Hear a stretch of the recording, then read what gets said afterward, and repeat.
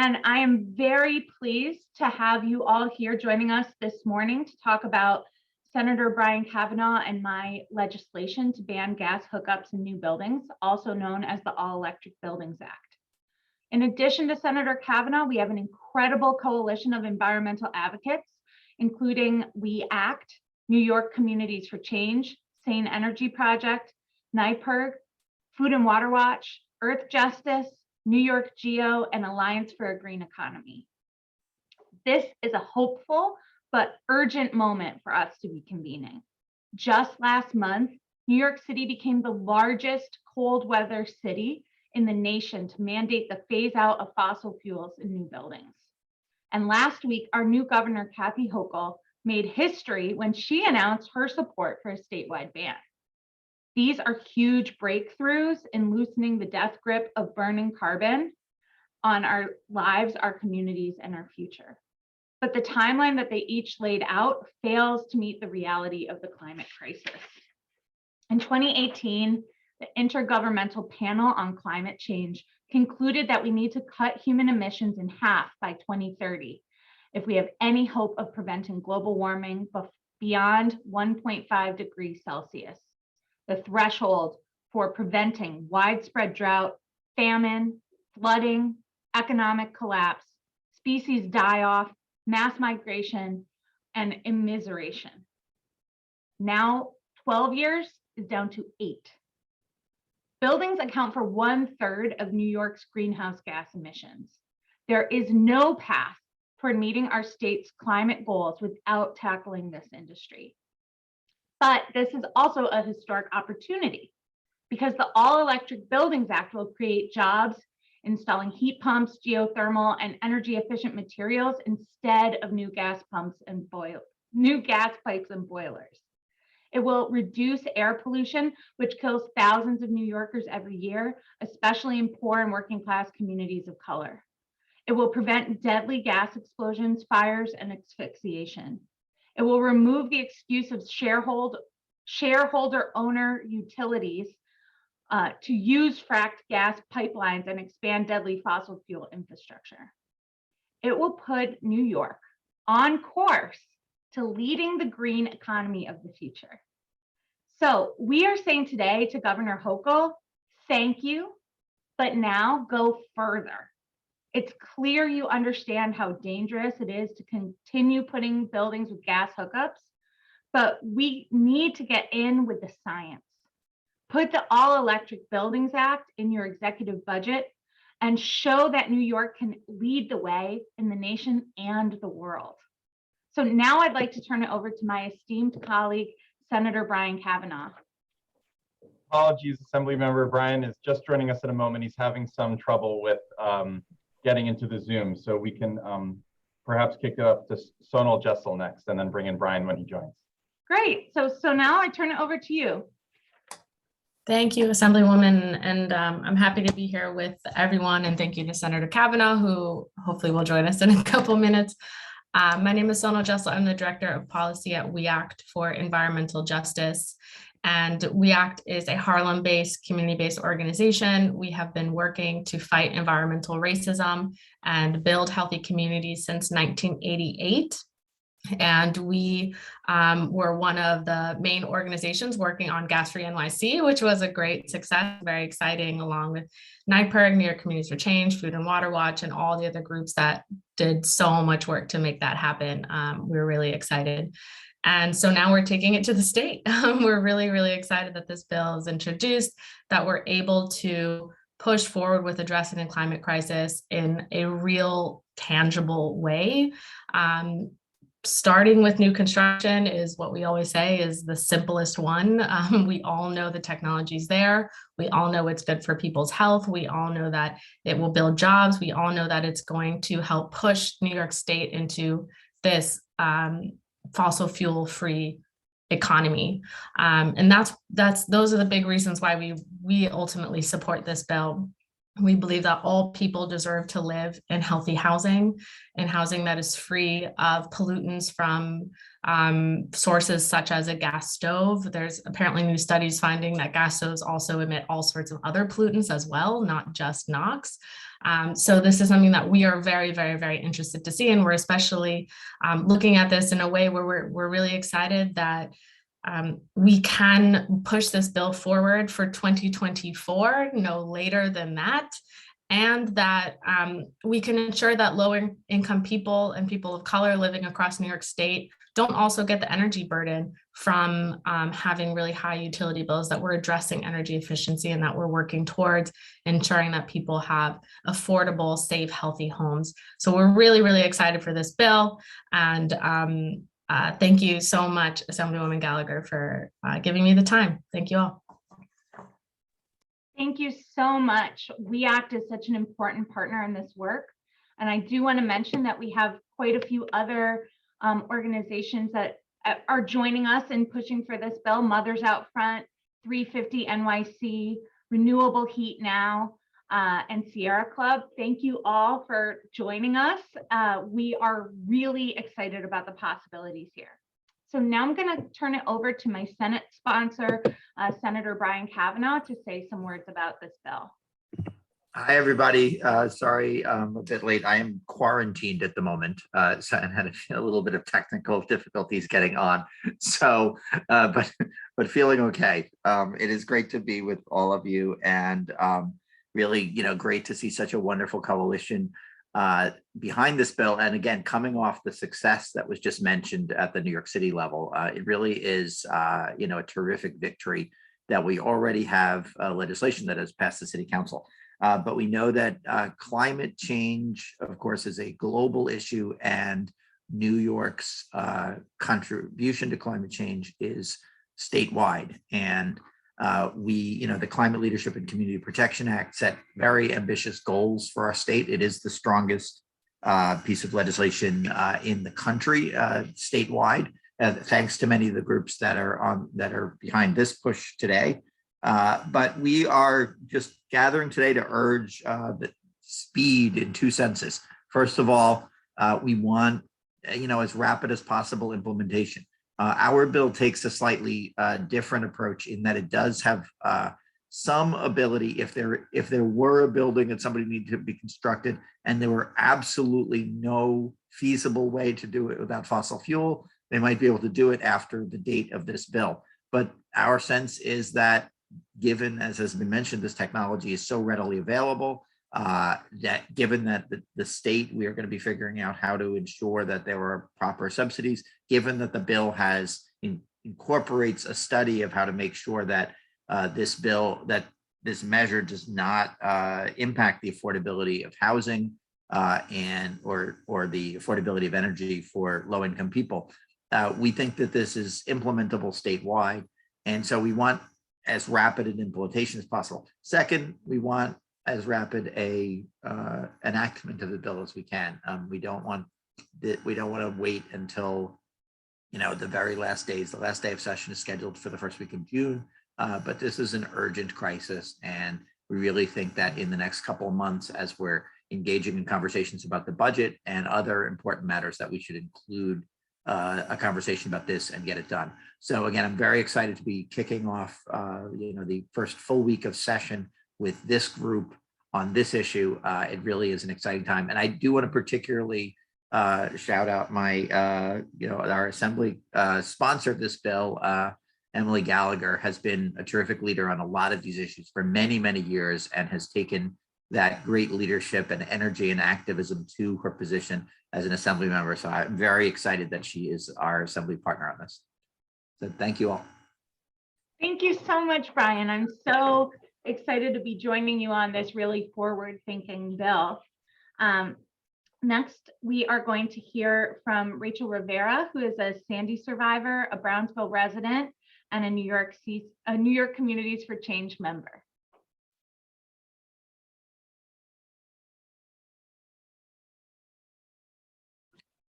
Hi, my name is Rachel Rivera. I'm sorry. I don't know what's going on with my phone. My camera keeps glitching, so I just leave it off for now until I figure it out. But again, my name is Rachel Rivera. I am a Sandy survivor. I am also a member from New York Community for Change. Just a little backstory about me. Me and my daughter, at the time Sandy hit, she was about 5, was home, there was nothing going on, normal day, watching the news. And I heard a cracking noise, got scared. My ceiling caved in when Sandy hit New York, was not in what they consider at the time the red zone. I almost lost my daughter because once the ceiling caved in, it caved in onto her bed as I was taking her off her bed. We lost everything. We lost pets, valuables, clothes, everything. And it affected me to still to this day, and it affects my daughter still to this day. And with this action that's going on, we need to fight it, because as you can see, Maria hit Puerto Rico, and I lost a family friend also once the water receded. They found that my family friend was drowned once the water receded. I'm sorry, I'm getting emotional because it's still hard to live through. When Irene hit New York, we lost one too many lives in New York. And that was the most recent one. Now we have to change. We did pass the law for 2317 for the new buildings and the retrofitted building, for these other buildings to be gas free. We need to start doing something now, because waiting for 2027 is too late. We need to do it now. The faster, the better, because it's just getting worse out there, and I don't see a future if we wait any longer for my kids or for even my grandkids, if I do have any. But we need to move now and start moving faster, waiting for it to. And I do commend Hochul for bringing this up, but waiting for 2027 is too long. We need to start moving faster. Thank you. Thank you so much, Rachel, for sharing that traumatic story with us, and multiple traumas in your life. This is not a hypothetical issue. This has real consequences every single day for our communities that we can't erase once they begin. So it's absolutely vital that we pass this now and that we start this kind of work immediately, because we've actually already waited far too long. Next, I'm going to welcome Assemblymember Robert Carroll, who has joined us, who's also an enormous leader on environmental issues, and I know he would like to say a few words. Thank you for coming, Bobby. Good morning. Thank you so much for having me, Emily, and thank you, Brian and Rachel and Sonal, for your advocacy.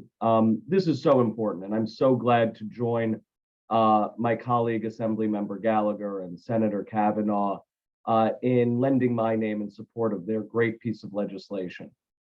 This is forward thinking, and this is possible.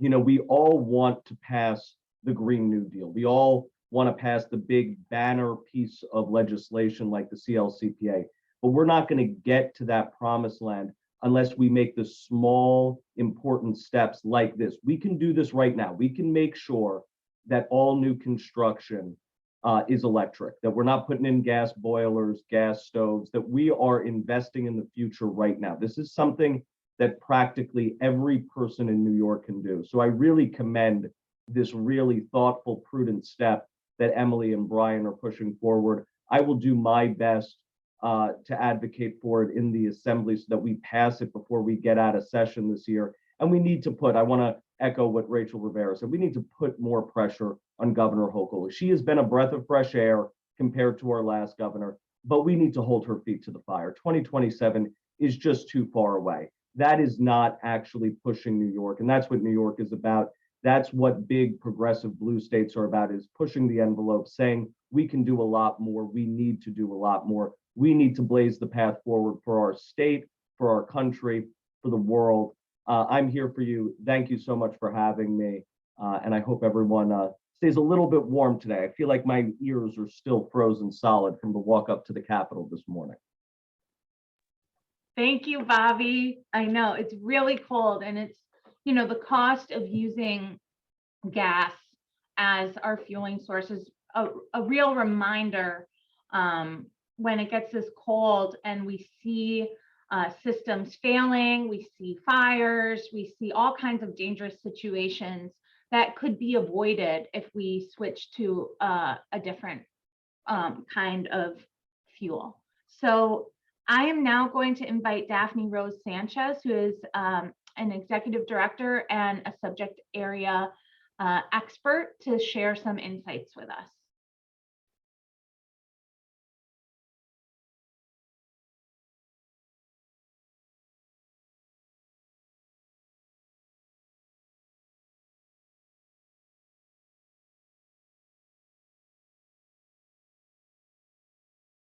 My apologies, she's going to join us actually at 10:30. I had a last minute switch in the agenda, so. Okay, no problem. Well, then why don't we hear from Assembly Member Joanne Simon, who has also been an enormous champion for forward-thinking policy around the environment. Well, thank you, Emily. I appreciate it very much. And thank you to Senator Kavanaugh as well for co-sponsoring this bill. I'm excited to be a co-sponsor. You're sponsoring it in the Senate, but a co-sponsor in the Assembly on this bill. And you know, I think, Rachel, your story is so important, and it is unfortunately one that has been repeated too many times. Those of us who lived through Sandy, those of us who had family and friends in Puerto Rico during Maria, really know that story and feel for you, and are committed to working to ensure that that story doesn't keep repeating itself. And this piece of legislation is really important for that. Everywhere we go, in fact, in some recent decision making in the city, you know, they rezoned an area with a commitment to for every new building to be gas powered. And those of us who have put solar on our roof are trying to, you know, change this picture. We have to open up lots of opportunities for new construction and any kind of renovations to be all electric. You know, carbonless, you know, heating and cooling is exactly what we need in our state. And so I think we should be not allowing any fossil fuel infrastructure improvements or additions. And when we build new, we need to build, you know, carbon free. So I am very excited to work with you on this. It is a big bill. Later today, I'm going to be presenting on a 3030 bill that we have, which is also important, you know, to protect the world's land and water by 2030. And get 30% of the world's land and water. And New York has a bill to play its role in that. And so there are some big ideas, some bold ideas, and we are going to need to just keep working together to make sure and get them over the finish line. So thank you so much. And thank you, Emily, for the opportunity to speak today. I appreciate it. Thank you, Assemblymember Simon. It is so great to feel the energy of our House really building around this bill and this opportunity. And one of the things that I've been noticing as I talk to constituents and other members and people across the state is that we've really been trained to think that fossil fuels are the only option for so much of what we're doing. And the reality is there's so many other options, especially for heating in households. And one of those is geothermal. And we're really lucky to have such a robust community of geothermal activists in this state. And I'm going to invite Bill Nowak from New York Geo to come and speak a bit about his expertise. Thank you, Assemblymember Gallagher and Senator Kavanaugh. This is a dream come true, what is happening in the state right now. We set up the New York Geothermal Energy Organization about 8 years ago and have been developing and advocating for renewable heating and cooling since then. And one of the dreams was to get the handwriting on the wall. for everyone to see that fossil fuels have no future in New York State. And it has happened to some extent with the governor's announcement. I can't see any self-respecting business to be setting up their customers with obsolete heating and cooling systems at this point. The governor's announcement gets us partway there, but we do need to act quicker. Our industry is ready. We can meet the 2014 deadline, put that in the law, and we will have people ready to install systems. And I wanted to talk a little bit about LMI customers in New York State. One thing that people don't really realize that as we phase out the gas system, there are going to be fewer and fewer people left to pay off the infrastructure costs for all the pipes and all the infrastructure that has been put in place, which is very expensive. So the people who will be left on the gas system will be paying more and more every year. We do not want to set up our low and moderate income communities to be the ones paying this off. There should be no new LMI buildings going up with fossil fuel heating in New York State at this point. I do have something that I want to put in the chat as well. There are examples from across the country of places that are going faster than a 2027 deadline. I'm going to put one up from Washington State, which is currently considering code amendments for 2022 to stop fossil fuels in new construction for commercial buildings. But once again, thanks so much. Thanks to everybody who's on this call. The amount of energy that's building around this necessary step. You know, buildings and the heating of buildings is co-equal with transportation at this point for the most climate emissions in New York State. And we really need to tackle this. And salutations to all the elected officials that are active tackling it. Thank you. Thank you, Bill. I'm really excited about how much I've learned about geothermal and the alternate sources of energy through this project. So this has been just such a great opportunity. And I am now going to ask my colleague, Assemblymember Deborah Glick, to say a few words, who's also an enormous supporter of this issue. Thanks very much. It's great to see so many people committed and organizations that have worked on this for a long time on many different fronts. Ithaca has gone 100% electric. As localities around the state do this, it'll push the state faster. But we also have to do some things around the state to make it more economically feasible for individuals. A lot of people in this state don't live in a town or a village. They live outside. And so helping them do solar, doing something, tax credits have to be extended so that people who are living a little bit more on the margin, but have perhaps less commitment to environmental issues, see an economic benefit to being able to themselves become energy independent.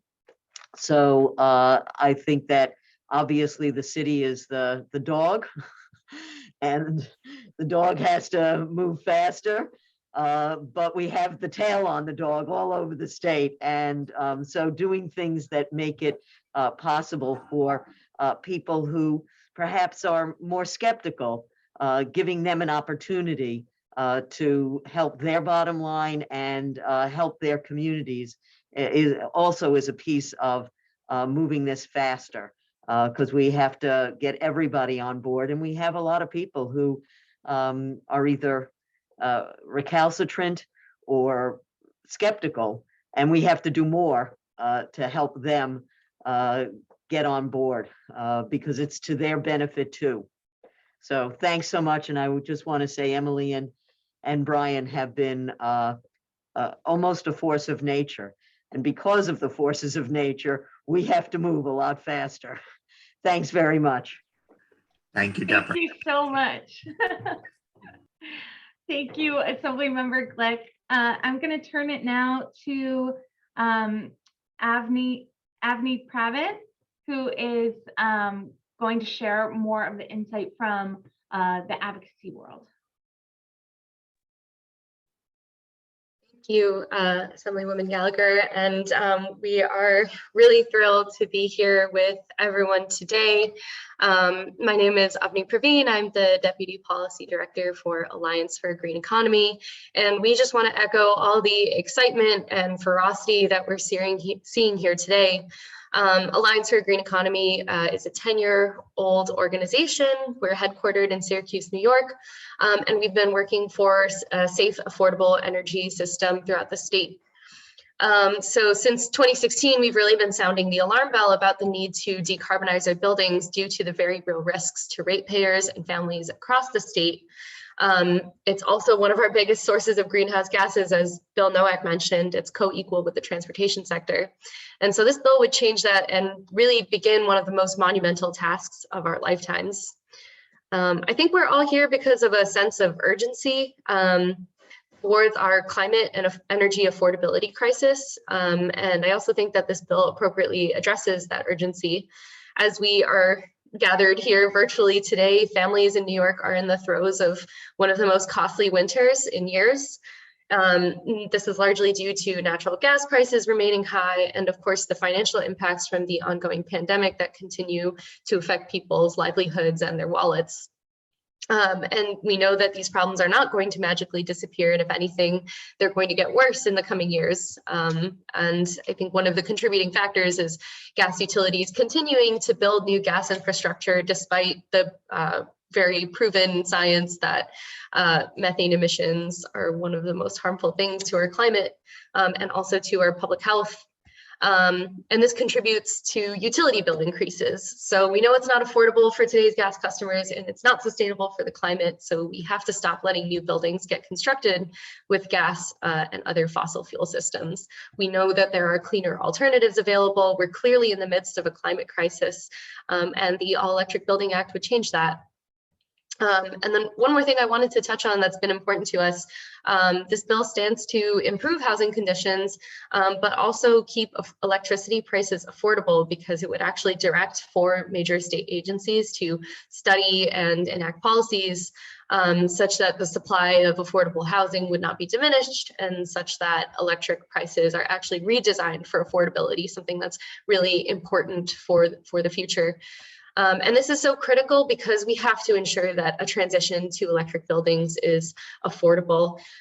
Without subsidies and the intentional distribution of funds to low-income communities, only affluent households will be able to transition away from dirty, polluting fossil fuels. And this would deepen pre-existing inequalities in our housing sector. And we just cannot allow in 2022 for these patterns of systemic racism and classism to continue dictating the health and well-being of our friends, neighbors, and communities. So yeah, we're really excited to be here with everyone to call on Governor Hochul and the legislature to pass the All Electric Buildings Act as soon as possible without weakening the timeline or affordability provisions. And we are really looking forward to working with Senator Kavanaugh, Assemblymember Gallagher, all the organizations here, and the Hochul administration to make our state's buildings more sustainable, affordable for both New Yorkers of today and tomorrow. Thank you so much, Avni. You brought up so many great points. You know, my district in particular knows the reality of the fossil fuel infrastructure being constantly excused by the heat industry and the home gas industry. And we are seeing that these pipelines just continue to be built despite the climate action that the Assembly and the Senate have already taken. So we really need to take away the ability to even use gas, because we're going to just keep seeing folks finding excuses to continue this absolutely detrimental process that is expensive and dangerous, as well as earth-shattering. So next, I'm going to call on Connor Bambrick from the Environmental Advocates of New York. Hi, good morning, everyone, and thank you, Assemblymember Gallagher, Senator Kavanaugh, for introducing this important legislation. The CLCPA requires us to really take very aggressive action towards reducing not only our climate emissions, but our co-pollutants as well. This is a no regrets provision. There's no need to wait for the state to come up with its action plan. So really, we applaud you for moving forward with this bill statewide. While this bill is going to have very important impacts on climate emissions, with buildings, as has been mentioned, being our largest source of climate emissions in the state, it's also going to have a huge impact on air quality and lowering co-pollutants and public health. It's about cleaner indoor air. It's about reducing those emissions from buildings that are really impacting our children's health, respiratory diseases, heart disease. New buildings that are fully electric are going to go a long way towards reducing those impacts. So not only are we helping the climate, we're helping the health of our communities as well. So thank you so much. Thank you, Connor. We are going to turn it over to questions now. And I believe that my Chief of Staff, Andrew Epstein, will be moderating that. Hi all, yeah, thank you so much. I do see some members of the press here, and we're going to start with Zach Williams from City and State. If you have questions, just use the raise hand function or direct message me. Either way is fine. We're taking questions on the topic of this bill and related issues, and you can let us know who you would like the question directed to. Oh, I see Zach was out of the room and now is not. So Zach, if you're ready to ask your question, you feel free to come off mute and we can start with you.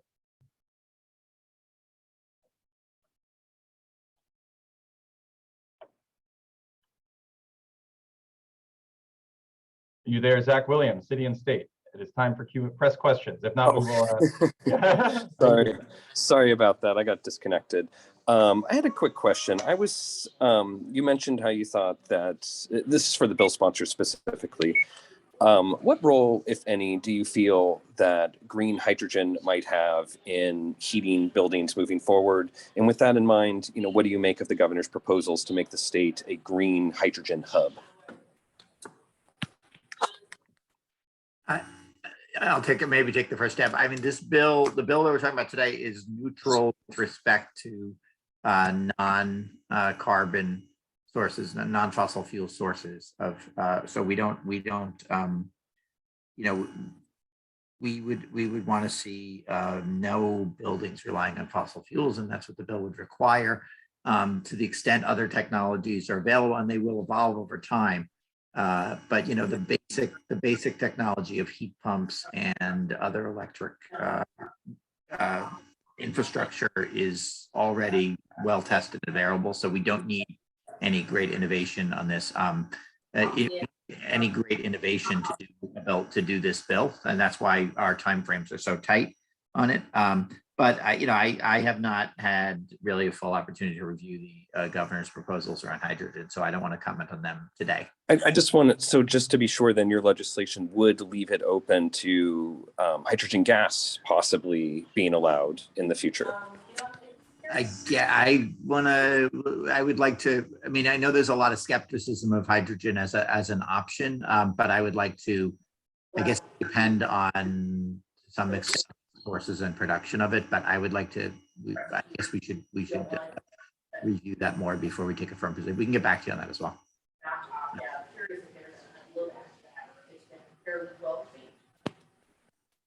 Hi, I would like to go to Marie French at Politico next. Yeah, great. Thank you so much. Yeah, so this bill is obviously really a very aggressive timeline. I do want to ask you, the governor's staff has kind of said, well, like it would be no later than 2027 and we'd kick it to the Codes Council, which would be in line with the Climate Action Council recommendations if you did 2024 for single family and low rise and 2027 for commercial and larger scale buildings. Are you open to a compromise at all, or are you know, what do you say to the press from probably the real estate industry and other parties that, you know, there might need to be more time for commercial and high-rise buildings to comply. I can jump in here. I think the timeline that this bill sets out is really the only acceptable timeline. The later we wait, the longer it's going to take, and we are already too late with this bill. Like, this bill is already coming as like a Hail Mary in terms of the climate crisis. So I am really pushing to keep the timeline that is in this bill. I do not think it's acceptable for us to put it off any longer. And I think that this is one of the most important steps that we can take. It's not just about technology, it's actually about time. Maybe that should be our new slogan. It's about time. But it is absolutely essential that we start making this mandatory ASAP. The market will meet us if we hold them accountable, and we have to hold them accountable.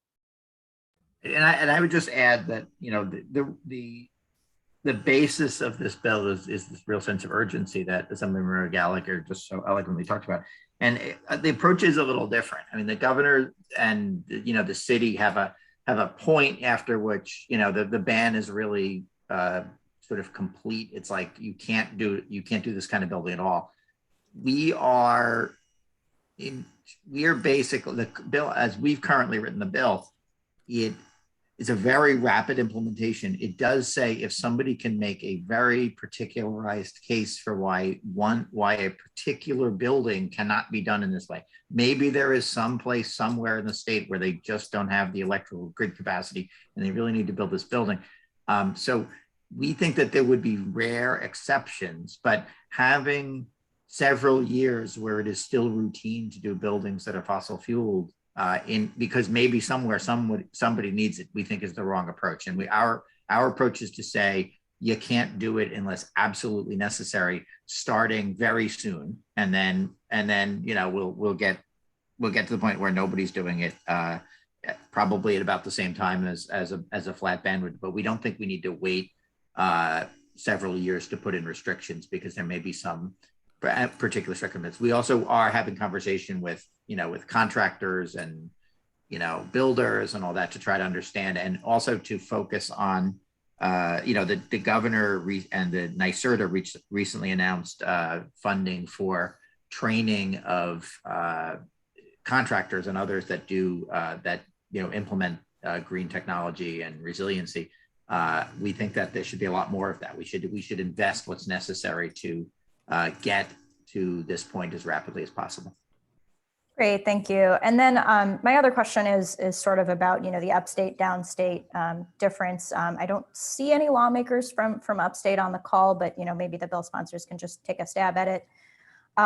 What do you say to the concerns from folks upstate, you know, who worry about power outages being more extended because, you know, the power lines upstate are not buried anywhere?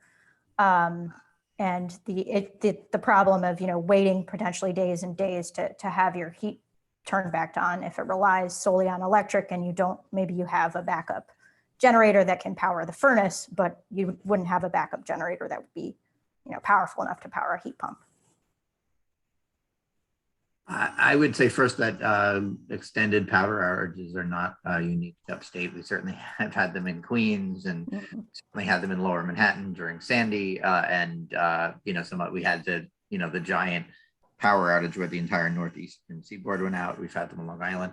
I think that, you know, people need to build buildings that are sustainable, and that includes, you know, there's a lot of, we've talked a lot about heat pumps, but there's also lots of rapidly advancing technology in battery storage and, you know, backup systems that can work here. So people who are designing buildings need to get this right. And to the extent you're, you know, depending for all of your systems on electricity, the reliability and resilience of that system it needs to be something that you consider in the design and construction of the building.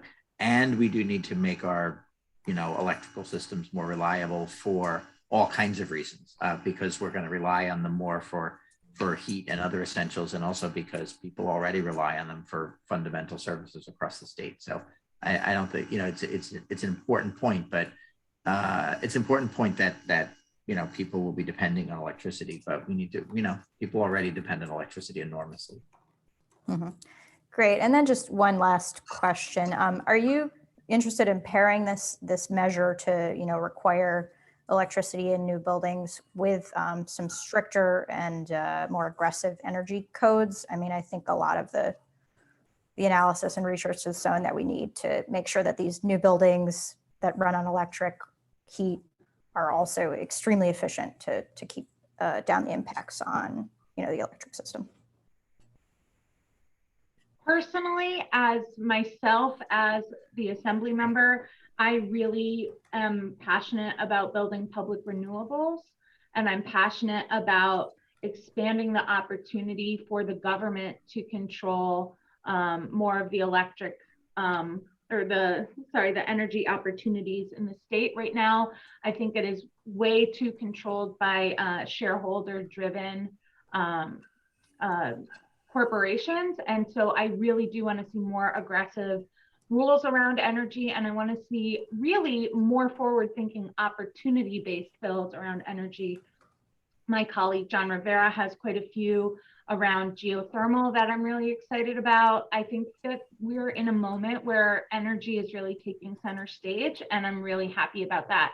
But I know that when we pass this bill, and hopefully Hochul will put this exact bill in her executive budget, I know that at that point, everything else is going to come to meet us, because real estate is so important in this state. They will have to come and meet us, and the other things will grow alongside it.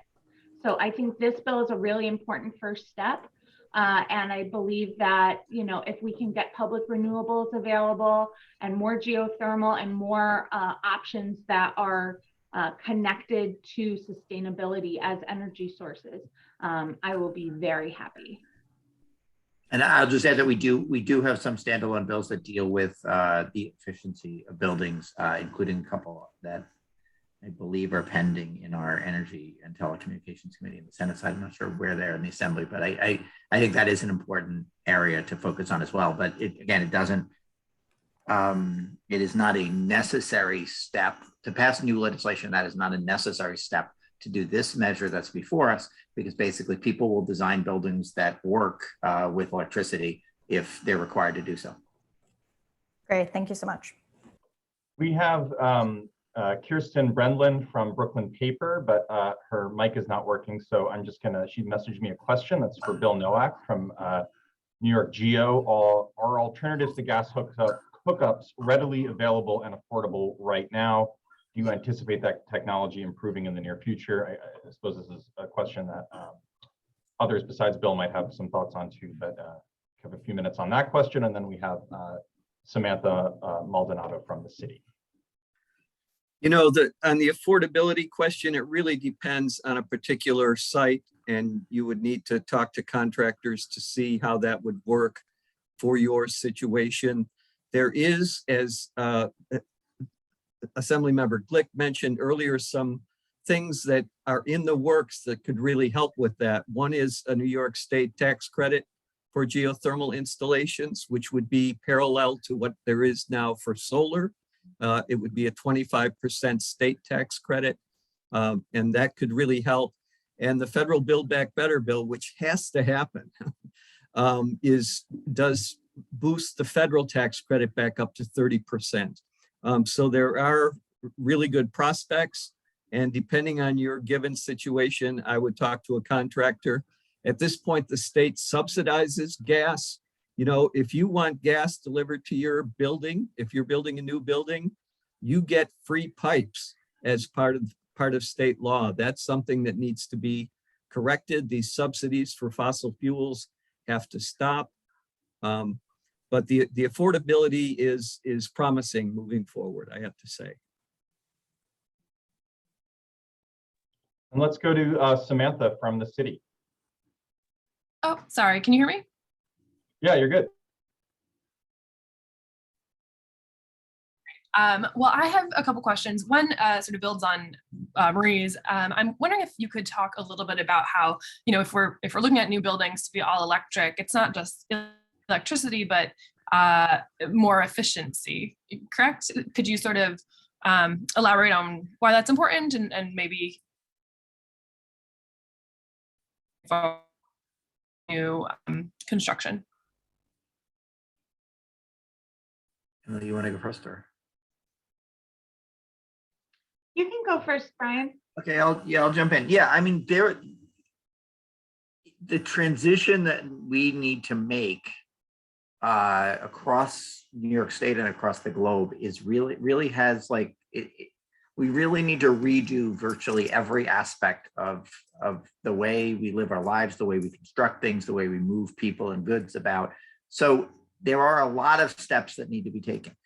It is going to be important that our buildings be more efficient, our existing buildings get more efficient, and ultimately that our existing buildings be transitioned to also not use fossil fuels, which is like a substantially bigger transition in some cases than just insulating and making them more efficient in their lighting and other services. But we want to emphasize that we've got this very comprehensive process in place through the Climate Leadership and Community Protection Act, which is going to make recommendations for virtually everything. I support aggressive mandates to make sure buildings are also more energy efficient, and the codes that the committee I chair, the Housing Construction and Community Development Committee, which has jurisdiction over codes. Building codes is an important part of that, and it's an important part of our work. But I just want to emphasize there is an urgent need to do a lot of different things, and we can't. Part of the sort of motivation for this bill.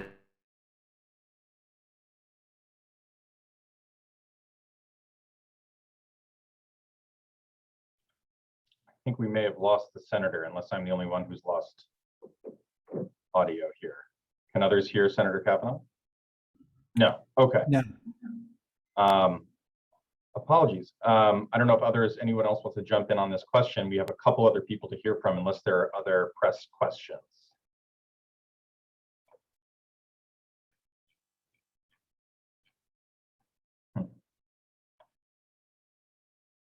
I had a follow-up, if that's okay for me to ask. Sure. Sure. So one of the things that we're reporting on a lot at the city right now is, of course, the fire in the Bronx that happened this weekend. And obviously, if someone was using a space heater, it sort of goes to say that they either didn't have enough heat or their building wasn't efficient enough. And Daphne Sanchez had said in the comments that, we must prioritize the lives of low and medium income folks living in horrible conditions. And I'm curious if the sponsors of the bill or some of the advocates here could speak to that. Well, one of the people on our list to speak is actually Daphne Sanchez. So maybe Daphne would like to speak and respond. Does that sound good? Sure. Hi, everyone. My name is Daphne Rose Sanchez, she, her pronouns. I am the Executive Director of Kinetic Communities. We are New York City first MWBE benefit corporation focused on energy equity and housing. I'm also a public housing resident of Cooper Houses, which is in Assembly Members Gallagher's district. To answer your question, Kinetic Communities and my own personal opinion is that we can't achieve a climate just society without censoring BIPOC and low income communities. The fire that you saw in the Bronx is exactly the issue.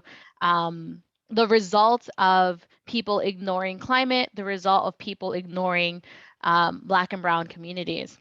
This particular bill is a very important bill because a lot of community members tend to seek homeownership. They tend to seek an opportunity to live in a better, safer, and cleaner environment. However, times and times again, when there are new construction, it's always the cheapest route as possible in order to get the building erected. And when people are obtaining this either new homeownership opportunity or new rental opportunity, times and times again, it is mostly BIPOC communities and low-income communities that are suffering at the expense of others. And so one of the things that is very important is if you have the opportunity to electrify, you are eliminating the hazardous air toxins from the stove. You're eliminating the hazardous air toxins from a boiler or furnace that's existing in the building or existing in a home. And you're giving that opportunity for those folks to have a clean and have a healthy and have a safe environment for them to live in and also to raise their family. So I hope that answers your question. I think many folks here are talking about, the planet is dying. I tend to talk about, yes, the planet is dying, but my people have been dying for decades. And we've been dying for decades because of the lack of proper mechanical systems, the lack of infrastructure, the lack of funding. And so it's so essential today, more than any other day, to start electrifying our buildings. It's essential to put in very stringent building codes so that we don't have another fire similar to the one that happened in the Bronx in the future.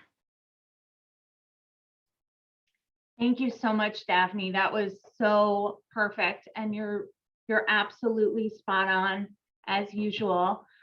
Just talking about, the fact that the climate crisis has been killing our communities, especially our environmental justice communities, for centuries. And this is really, it's not acceptable that we continue to have outdated standards and outdated buildings, and that we use those buildings to house communities. That is just unacceptable. And the sooner we can bring up the codes and build new housing with more affordable options and safer options, the better we're all going to do. Because even the residual impacts of having dangerous buildings around us, all of the fossil fuels that we're using are contributing to all of us. We all share the same airshed, right? So this is dangerous for all of us.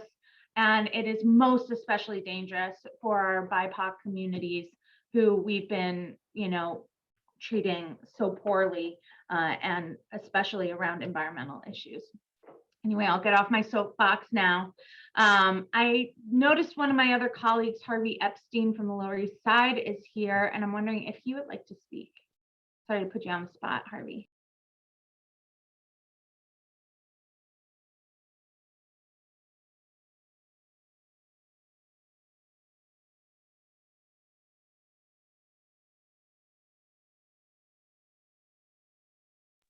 Okay, that's fine.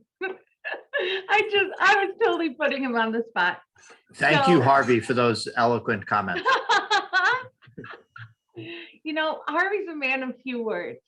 So, so if there aren't any other questions, I have an ask, which is for those of you who have either already come into this press conference convinced that we need this bill, or if we've convinced you today, if you could call the governor and ask her to ban fossil fuels in the state budget using our timeline.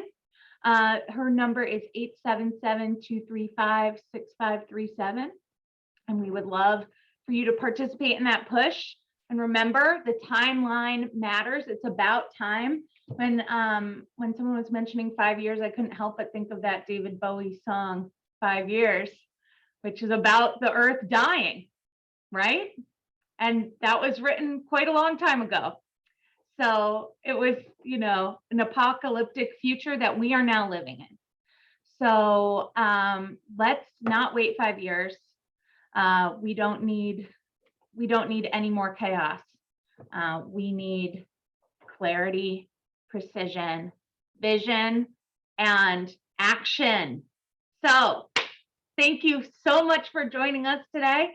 I am here to fight for this bill. Senator Kavanaugh has been fighting for this bill, and we are going to make this happen with you.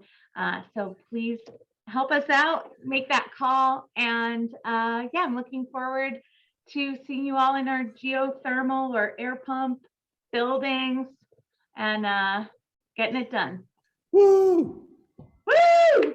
We're gonna Thank win. Thanks, everybody, for this. And thank you, guys. Senator Gallagher for moderating and for all of your work. It's been Thank wonderful. you, thank you, thank you. Absolutely. Thanks, everybody. Let's get this done. Thanks, Let's everybody. do it. Let's do it. We're gonna win. Right. See you soon. Take a bike ride today. Bye-bye. Have a good one, everyone.